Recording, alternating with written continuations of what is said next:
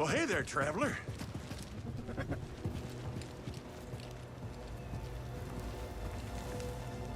Hi there. Don't mind the beast. She don't like strangers. The mountain don't neither. You be careful. I'll try. Thanks. Prospector's Folly, we call it. Pretty treacherous. Crawling with all kinds of dangers. Sounds like our kind of place. There's stuff beyond these crags that make your blood run cold. Oh, we could tell you some stories.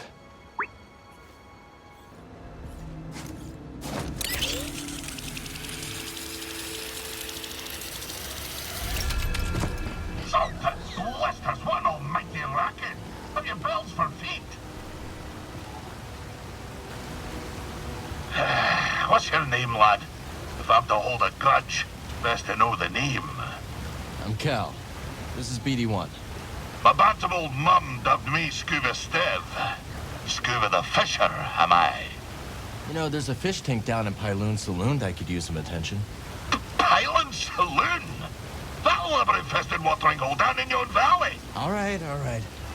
Did I ask? Ah, fine, twist my arm. I'll do it. Meet me at the saloon and we'll appraise this so-called tank.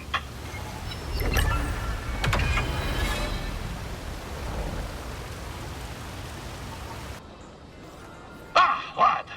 Cast your eyes over this beauteous tank. Glad you came around to it. It didn't make a fetching first impression. I've a mind to give it a third scrubbing. Cleaning the filter, you'd think someone tried to cram a mollusk through a sieve. Oh, can't unhear that. So, you wish to prick up your ears and receive the tale of Skoova? If you're sharing stories, we'll listen. Then you be a fool, my lad. The sordid tale will bring you nothing but grief and woe. Okay, well, if you're not sharing stories, we'll... Oh, fine, I'll tell you. At your own insistence, and at your own peril. My story begins in a small village on the frozen banks of Skoova Tar, my home world. Nights black as quillfish in it. Winters so cold, a stern look could turn you to glass. Doesn't sound like the easiest place to grow up. Difficult, aye. From the moment your mother's milk froze on your tongue to the moment you foundered upon frozen streets. You see, the fishes, they had the right of it. They dwelt far below the ice, where warm currents danced like ribbons in the wind. To fish so scarce a quarry, on account of the great fish famine, well, it's nae a mild undertaking. But for all me belly aching now, 'twas a peaceful enough life for a wee Skovian with an instinct for the rod. So you discovered your talent early. Such a talent was I, that as a lad, nae hardly sporting my first prickly chin hair, I was given an audience with Undone. But that be a tale for another time. Where were we? Ah, yes. By virtue of my prodigious fishing talents, I was taken to see the mysterious one they call Undone. I can see it still. Wee Skoova, ushered into yon black-mouthed cave. I could barely make out the figure, glinting with moonlight. I scrubbed my eyes, like a old tar scrubbing the deck. And there she was, a vast creature. Great tentacles blooming from her blubber, like cables gorging on a fuel tank. One of the tentacles twitched into the air, just over my head, and then, wham! Right on the noggin, so I'm told. I staggered out the cave like a lover first acquainted with the deck. But something else happened. I think when that fell tentacle struck me, Undone took something straight out of my brain and put something else in. She put something in your brain? Aye, boy. The subtle art of catching a fish. The art of focus. And in the dark, with nothing but the bristles on your chin for company, that focus is special. From that day forward, when I plunged my line into the frigid waters, it would emerge with a fish. 3 times out of 7. That's less than half. My village told me that I'd be the one to save them from the great fish famine. Little did I know that the grapnel was soon to arrive on our shores. Gonna assume that's a bad thing. Perhaps, lad. And perhaps not. But that'll be a story for another time. The tale continues. When we last spoke, I warned of the grapnel's arrival. That great ship came descending on us like an anchor cut in the deep. Ne'er a more fearsome ship did you clamp by on. She was sharp, like a fish, like the nose of a bony fish. She had 3 great claws. Aye, the landing gear. But when her great jaws parted, aye, the loading ramp. Will you hush and let Skoova tell the story? Her great jaws parted, disgorging her dread crew. A more vile pack of fisherfolk you never did see. And led by the vilest of them all, Captain Wet, the bearded basilisk bat that he intended to fish in our waters. Trophy hunters they were, in search of the most rare catches. Well, we Sokovians refused. We had the great famine to contend with, see? Every fish was precious. But the ferocious captain didn't care for our troubles. With a belch, he produced from his creel a mighty harpoon. "Wait!" cried wee Skoova, hopping off of his rock. "I know these waters like the taste of my own tongue. There'll be few fish beneath yon ice. But," continued I, "if you take me with you, and if you leave my village be, I could show you how to coax the rarest of fishes onto your line." Aye. The dread captain stroked his briny beard. After a long moment, he held out his hand and grinned most terribly. "Lad," said he, "you be in luck. I'll be requiring another for my crew, one who knows the curve of the sea." Oh, Cal. If I could only go back to that moment when I shook Captain Wet's rigid hand. If only I'd never stepped off my wee rock. But my encounter with Undan had given me a taste for the unknown. I couldn't resist the call of adventure, and I had to save my people. So, I left with the grapnel, thinking the business done. I would be a fisher for Captain Wet. Of course, my adventure had only begun. For just when the grapnel hit orbit... More trouble, I take it? But I've havered on long enough. And come back another time and I'll tell you more.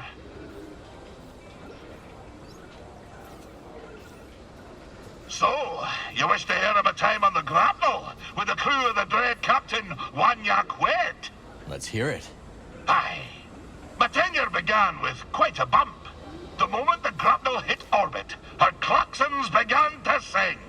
A barrack ship full of lawful types swam out to the stars and hailed us. "What be the meaning of this?" growled our captain. "We're simple fisherfolk." "Your transponder codes tell a different tale," came the reply. "You be standing on stolen property, you do." "Ah, you've rightful caught us," said the captain. "Come on aboard, and I'll surrender what was stolen." But scarcely had the lubbers set boot on the deck of the grapnel, when wham! The captain's harpoon skewered them like a gwellfish on a spit. "No, you can't do that when you're running line, can you?" said the captain to me, grinning in his foulsome way. I'm sorry to say that I picked up the harpoon that black day. For years, I did not toss a fish back into the sea when I caught her. Well, that is until... I've blubbered you to death. I'll continue my tale soon, lad. Aye, so we return to my time on the grapnel. Against the protestations of my heart, I forsook the rod and line for the harpoon. For years, we trawled the outer rim, spearing every fish that happened across our path. Talented as I was, I speared more fish than the rest of the crew, put together. Fool as I was, I didn't have the wisdom to be ashamed. The dread Captain Wet took notice. He showered me in brevets, gave me the best of catches, and scarcely a year after I left Sokovi, I became his first mate. Shortly after my promotion, we were on our way to Manan to sell the carcass of a gooberfish. But, wham! Just as we dove out of hyperspace and the great ocean world streaked into view, so did she. The most glorious creature I'd ever beheld. A whale of marvelous proportion. But swimming through Manan's orbit like it was nothing but an easterly current back home. I was transfixed. No kidding. How close did you get? Funny you should ask. I didn't have long to set my eyes abulge before we crashed headlong into her. The grapnel bounced off her like chum off flotsam. We plummeted down to the ocean, sundering the grapnel on the sea floor, where a gang of pirate quarren were holed up. The filthy Zephyrs. We swam out to the riven hull and found ourselves surrounded by quarren, demanding all manner of things, including our bounty of fish.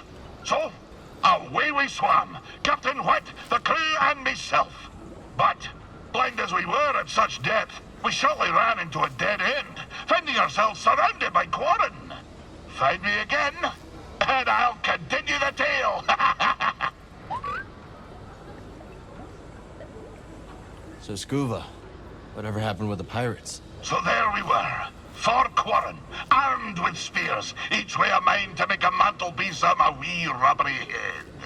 I looked over to me captain, and he stared right back, waving his arms like a gooberfish in heat, at the harpoon I held in my hand. Oh, for a black instant, I considered nailing those pirate quarren to the rocks with my harpoon. But something stopped me from pulling the trigger. Perhaps it was the sparkle that caught my eye. The sparkle of a passing glumbrigeel. What would those pirates say to a whole school of glumbrigeels? A crackle and a sparkle as they be, thought I. So I opened my wee mouth and emitted the mating call of the eel.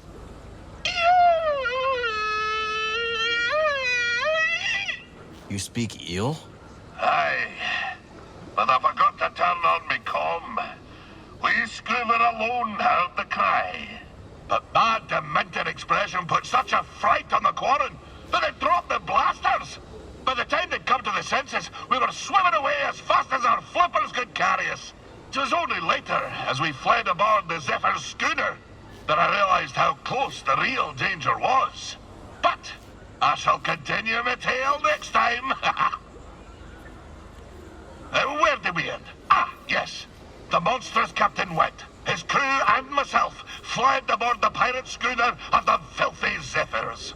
Well, fast as the morning thaw, I could tell something was off. Wanyek, he wouldn't look me in the eye. Oh, what a dreadful stench was a brewing his rotten beard. An augur of fate most ill. Wanyek took the helm, and with landing claws away we flew to deep space, putting a few lifetimes between us and those pirates. We found ourselves afield of the Parlemian trade route. As soon as the captain took his hand off the yoke, he put it on his harpoon and gave me a look like a half-starved tuka-cat iron sprat. Skoova, snarled the vile captain, you've gone as soft as an oyster's navel. If I can't trust you to spare a quarren with their blaster in your mouth, how can I trust you to skewer the great gooberfish? Aye, my hesitance to pull the trigger had me undone.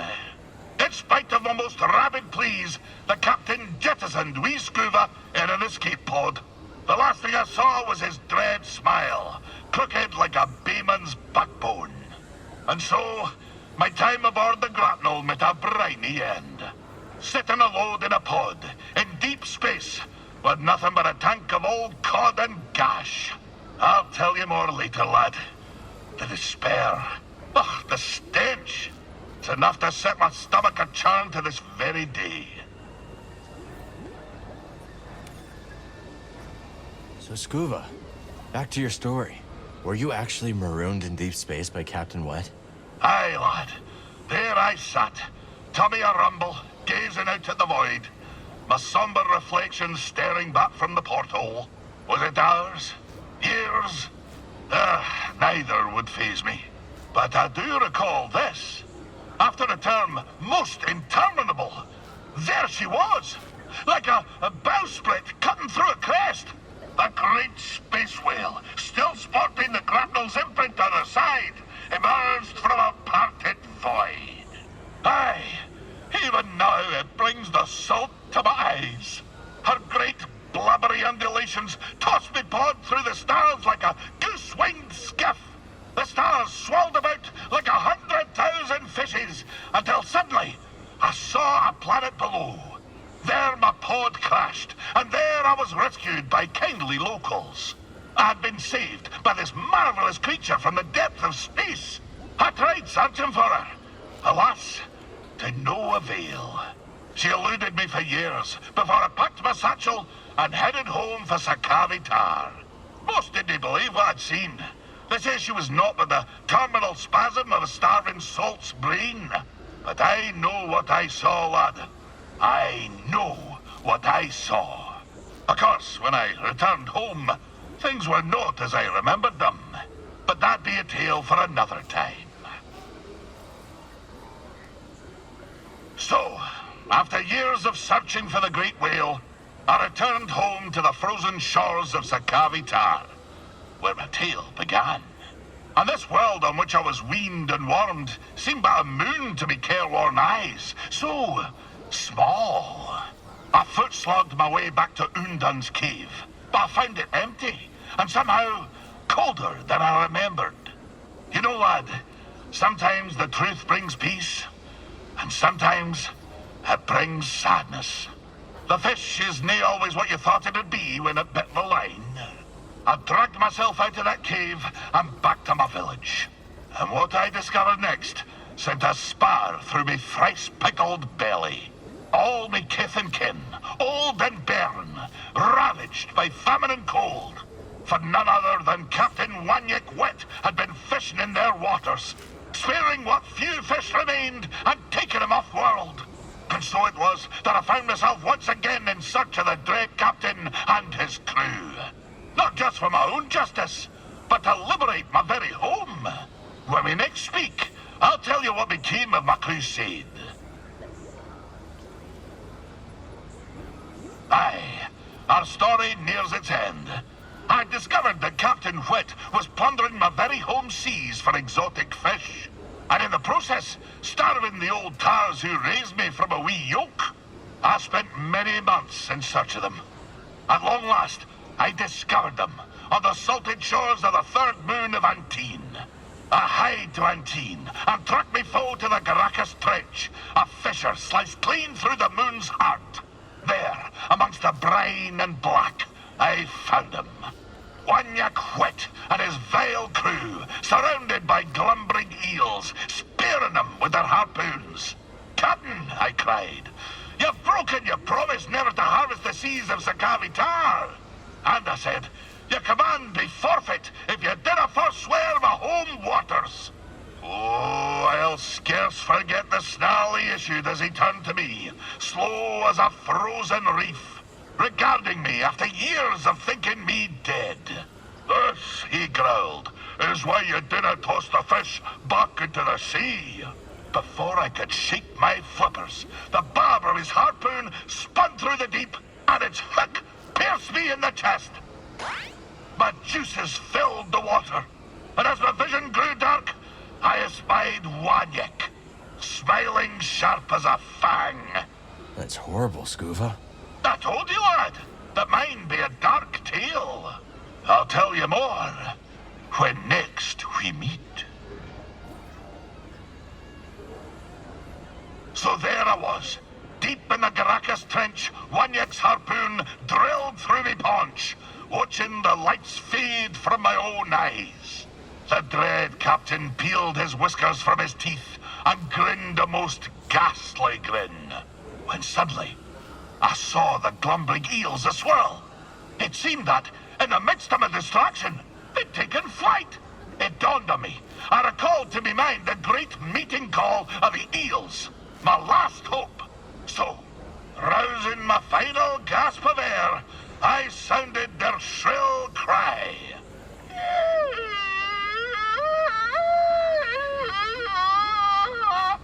What happened? Well, lad, I'll tell ye. The eels crew scattered, and Wanyik, that damned Wanyik, that dread captain, was cooked like an evening quillfish. As the eels smote him into the deep, I felt consciousness run out of my ears. Darkness fell upon me. When I awoke, well, find me again, and I'll conclude my tale. When I awoke from my last duel with Wanyik, it was on the deck of a fishing schooner. It seemed my speared carcass had bogged to the surface and been caught by a local fisher. What about Captain Wet? Did he survive? If that sack of seared slime yet plagues the galaxy, I've nae heard stem the stern of him, nor of his crew. Perhaps more importantly, the ordeal awoke me to the truth. I had no desire to spear fish, nor fisher. I had no desire to cross harpoons with dread captains, or to skewer the deadliest fish. In the hurly-burly of it all, I lost sight of myself. The fisherwoman who caught me, she knew of a nearby world with a great multitude of fishes. Koboh. So to Koboh did I go. And since, I've realized why I like to fish. Why's that? Because I like fish, Cal. I like shiny fish. I like big fish and small fish. I like fish with eyes splayed wide and fish with eyes pointed straight. I even like fish with no eyes at all. And I like seeing the face on lubbers like you when they realize just how many kinds of fish there are in this galaxy. Well, that be my tale, Cal. Perhaps it was no as gloomy as I kent. You went through a lot. I'm glad you're okay, Skoova. Oh, thank you, lad. Thank you. You've given me a lot to think about.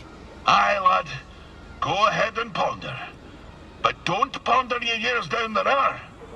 There's always another fish.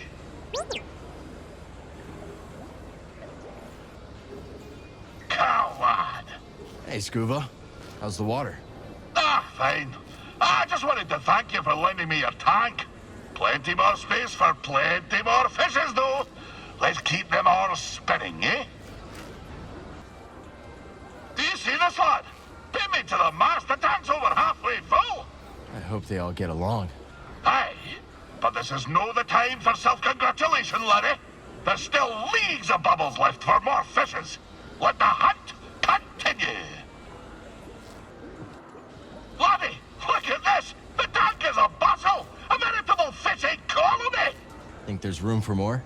Aye, but though it brings a tear to my eye, I fear we may be reaching capacity. Too many more and old Skoova won't be able to wet his flippers without slapping the fishy. I'll see you out in the wide world, laddie. The hunt continues. Avast, you barmy... No, pods. 'Tis only Cal. Lad, you're all right. Oh, what a burden off our wee shoulders. Were you worried? Well, I just had the most loathsome encounter with one of those battle droids. I wanted they might have found you too. What happened? The metal beast told me to present my tribute to the Bedlam leaders. Won't be tied any lubber who dares to steal a fish from Skoova Steve. Did you get into a fight with a battle droid? No, they took leave of me spot. Perhaps they were frightened by my crude gestures, eh?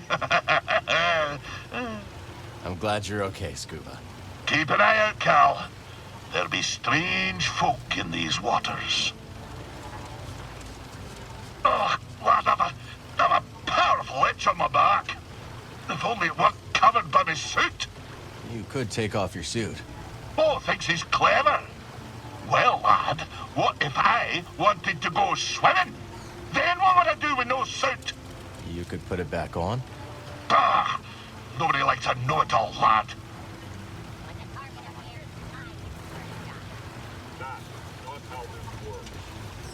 How it works with me.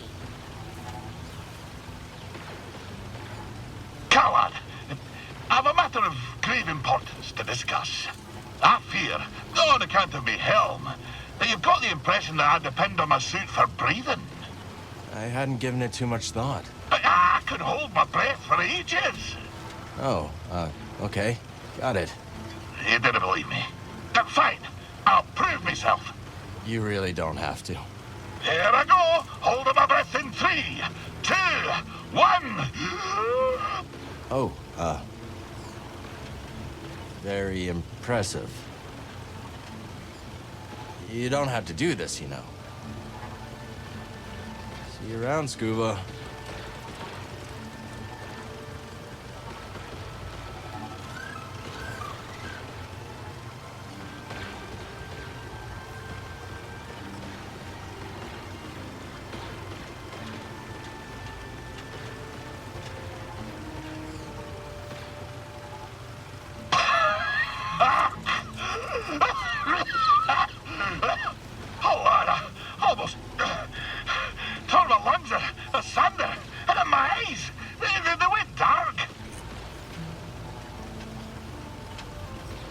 You really didn't have to prove anything, but that was impressive. I believe I've made my point. Can I feel my nose?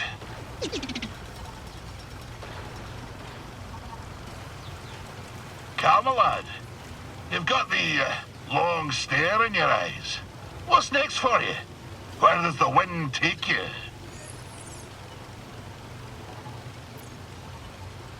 I think I found a new home. Somewhere to plant my feet. Uh-huh. But home is not something you find. That's something made. But I'm happy for you. It's not a simple business for a wind-tossed soul to drop their anchor. No, it isn't. Just don't forget to come fishing with old Skoova sometimes, eh? Laddie, did you know that I be a poet of sorts? I didn't, but I have a pretty good idea what you wrote about.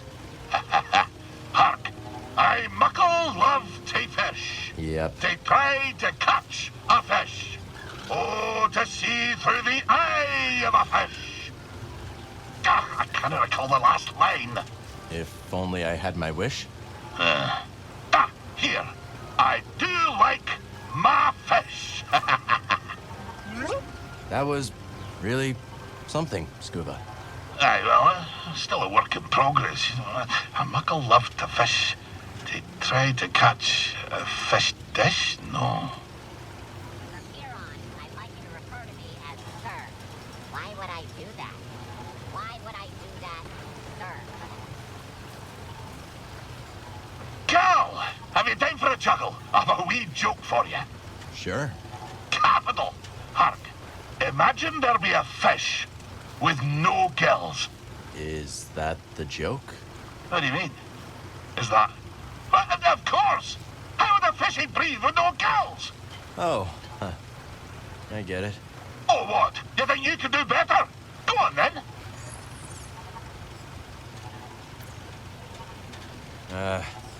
Okay. How many fish does it take to teach a class? Give me a minute. A whole school. A whole Oh, lad, you're a crack-up.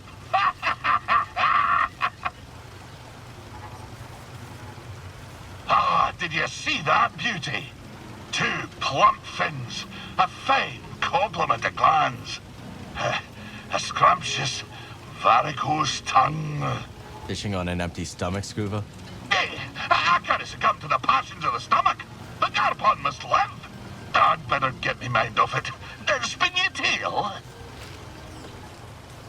And keep our photoreceptors peeled for hostiles. I don't know how to peel my photoreceptors. I was trying out an organic phrase. It didn't work. Let's never talk about it again. Hey there.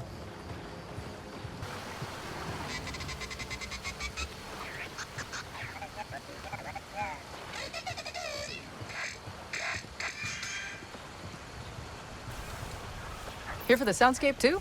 Hey, back. I heard there was someone collecting samples up here. That's right, man. Dee Dee's been all over these glider calls.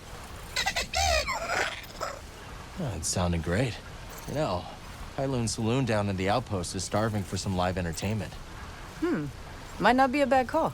Dee Dee swore one of those beasts gave him some side-eye. Yeah, we're in. We'll catch you back at the outpost. See you there?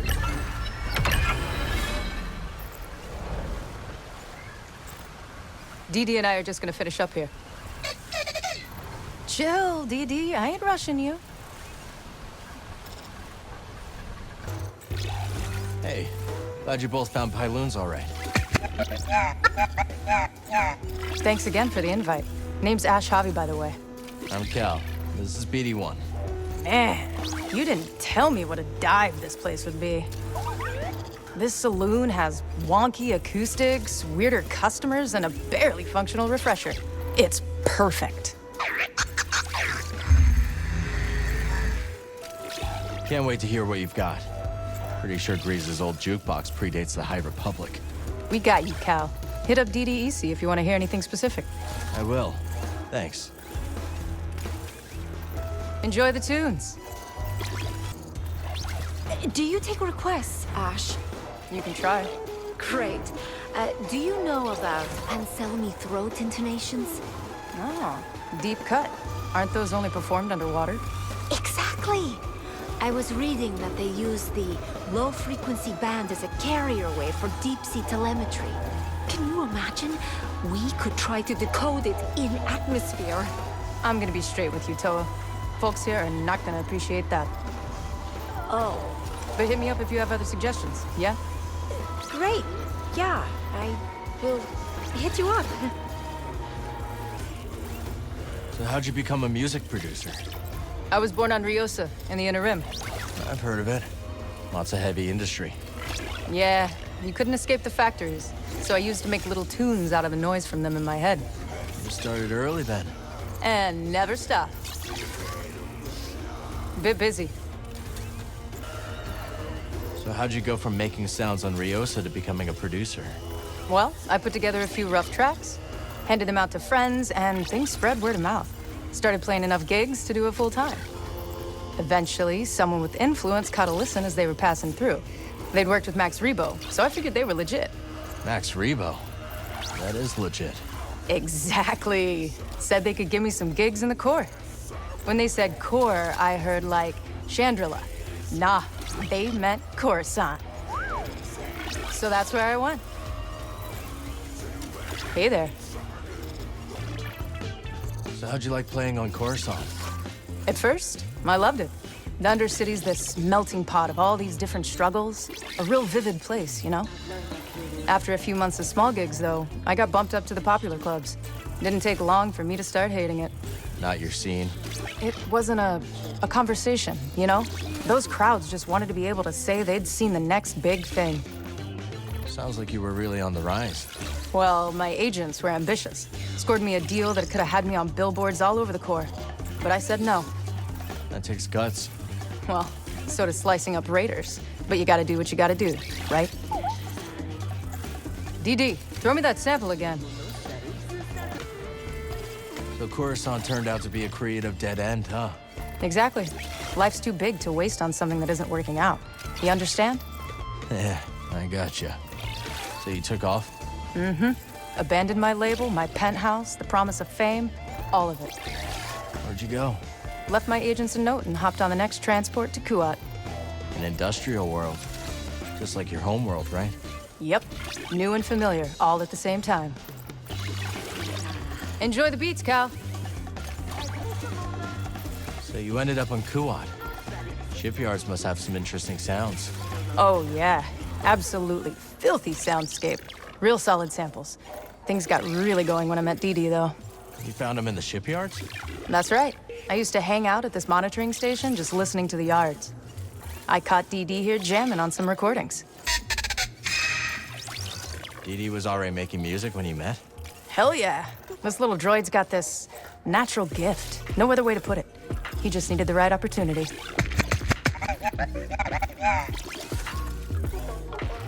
Oh, these samples are just right. Great work finding them, Cal. So what brought you two to Koboh? After we became a team, Dee Dee and I decided we needed a change. We'd lived our whole lives in cities, factories, nightclubs. It was time to explore a more organic sound.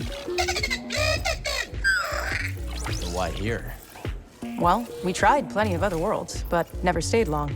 Didn't mean to linger here either, but there's something about it. In the air and in the people, you know? Oh, I like you two all right. So that's us. Just a couple runaway songsters with a thing for glider sounds. I'm glad you made it out here. I know the saloon's better for it. And we appreciate all your help, Cal. These tracks are exactly what this space needed. Keep on doing your thing. You see anything weird in the valley? DDEC's picking up some unusual static. Yeah, Edie and I may have pushed a button or two at the forest array. Can't blame you. We'd have done the same just to hear that old contraption roar. Let's talk later, Cal, yeah? Someone help us. Let's stop here.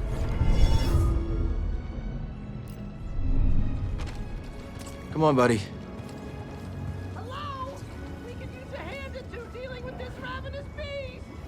What my frazzled associate is trying to communicate is that we would prefer not to die out here.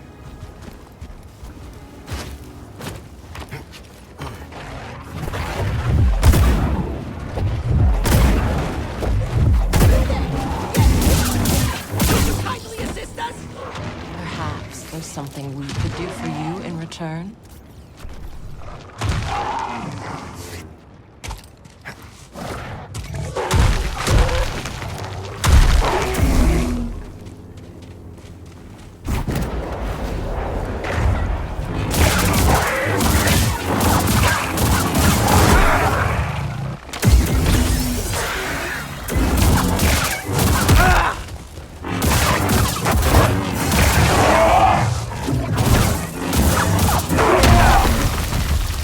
Hey, BD1!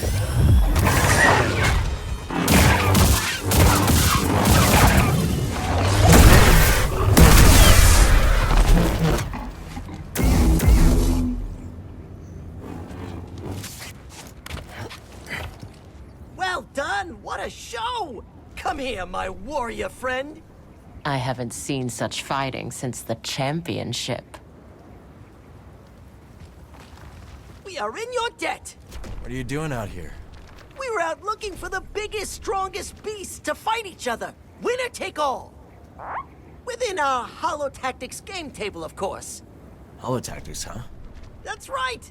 And you have just helped us gather beastly data for our game. Just as soon as we find a place to set up shop, of course. My friend might be interested. He runs Pyloon Saloon. Ah, yes. The saloon at Rambler's Reach. That dump? I didn't realize it was open. Well, tell you what. We're more than happy to bring Holotactics to Pyloons. Could liven up the place. Let us make haste, Tulli Moo.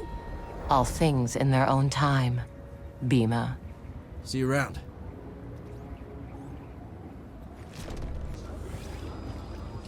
Welcome, welcome! Why not step up and try your hand at Holotactics? The game of sages and warriors alike. Ah, our savior returns. Let me make a proper introduction. I am Bhima Ook, and this is my associate, Tulli Moo. As you can see, we have set up a game of Holotactics here in Pyloon Saloon. I'm Cal. Glad you made it back safe. I'd say the same to you, but it seems there is no doubt that you can handle yourself. I see you have a companion droid. They can add to your Holotactics deck by scanning combatants. Got it. The more scans BD collects, the more options I'll have in the game. Exactly. Of course, there is nothing stopping you from playing right now. Welcome! You've got foes waiting!